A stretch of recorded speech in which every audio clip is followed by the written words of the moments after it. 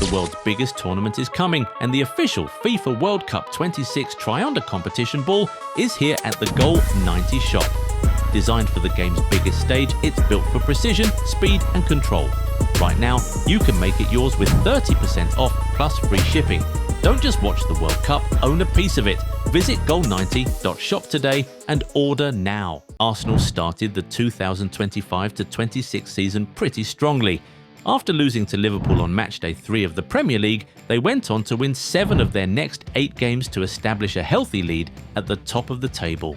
With close rivals like Manchester City, Liverpool and Chelsea stumbling a few times during this period, everyone started to boldly predict that this is Arsenal's season and that perhaps they would even walk to the league this time.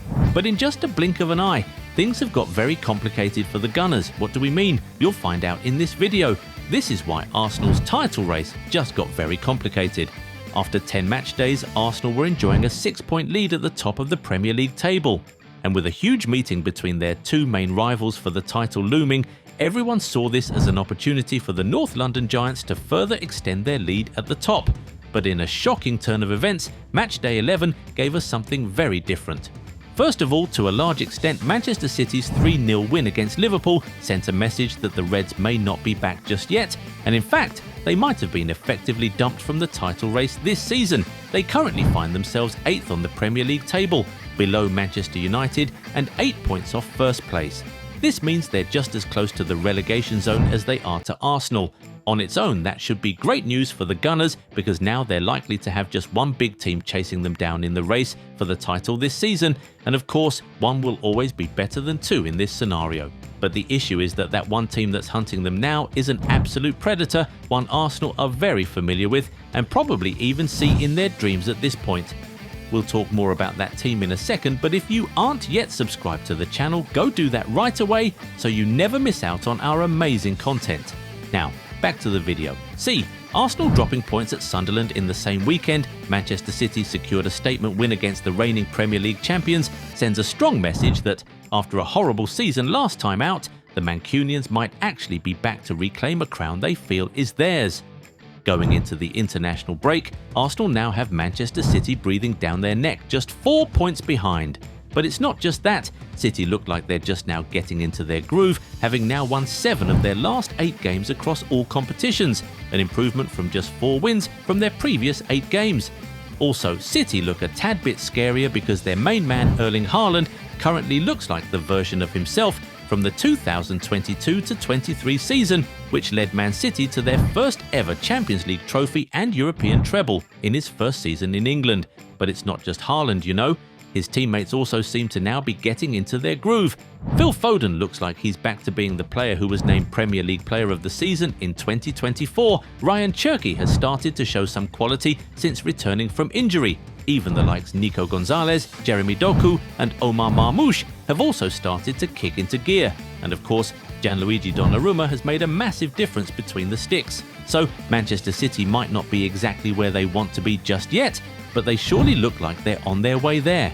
And what better way for them to further improve on that form than with some really kind fixtures after the international break, which could help them build rhythm. Their first 3 Premier League games after the break are against Newcastle, Leeds and Fulham. These 3 teams are 14th, 16th and 15th on the Premier League table right now. On the other hand, Arsenal will have to face Spurs, Chelsea and Brentford immediately after the break. These teams are 5th, 3rd and 12th on the Premier League table right now, and there's the extra plot of all of those games being derbies, which just makes them that bit trickier for the Gunners. Of course, football is not played on paper and not all expectations actually come to fruition in this sport, but in this run of 3 games, you could easily see City remaining perfect and Arsenal dropping points somewhere just by looking at the level of difficulty. It also doesn't help that Arsenal are beginning to have injury problems again. They currently have Victor Gyökeres, Kai Havertz, Martin Odegaard, Gabriel Martinelli, Noni Madueke, and obviously Gabriel Jesus all out as a result of one injury or another. City meanwhile have just Kovacic and Kusanov out, with most of their injured players returning to full fitness in recent weeks. So with a more fit squad and the run of more lenient fixtures ahead, Man City could easily close the gap at the top to 2 or even 3 after 14 match days. Now, imagine they actually do that. It would make for a very interesting title race. We say interesting, but certainly not for Arsenal, as that's a position they surely do not want to be in. And as experience shows us, Pep Guardiola's Manchester City is the last team you want chasing you in a title race. They might falter in the Champions League or in the domestic cups, but when they're in the mood, they know how to remain near perfect for extended periods to edge tight title races.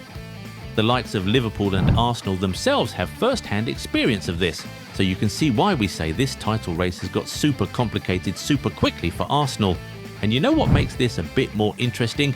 We don't get the second Arsenal v Man City fixture until April, just a month before the end of the Premier League season, so it has the propensity to be a massive title decider, one of the biggest we've seen in the league in years. What a match that would be. Now, what must Arsenal do? First, they need to try everything they can to get maximum points from their next 3 games. If they fall off the summit during that tricky run immediately after the international break, it just might be the start of their downfall this season. But what's most important is that they take things a step at a time. There are massive changes on the Premier League table every week, and that's testament to how tight and unpredictable things are this season. So, Arsenal must now put the dropped points against Sunderland behind them and march forward in the imperious form they had shown in the weeks before that game. First win the game in front of you, then you can hope that your rivals drop points in their own games.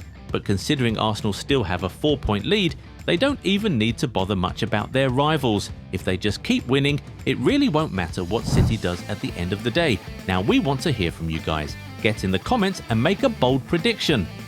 With Manchester City just 4 points behind Arsenal after 11 games, who do you think will get their hands on the Premier League trophy come May 2026? Arsenal, Man City? Or are we going to see a shocking rise from a third party? Get in the comments and talk to us. If you enjoyed this video, give it a thumbs up and subscribe to the channel. Also, turn on the bell notification so you never miss out on new content. Catch you in the next one. Bye.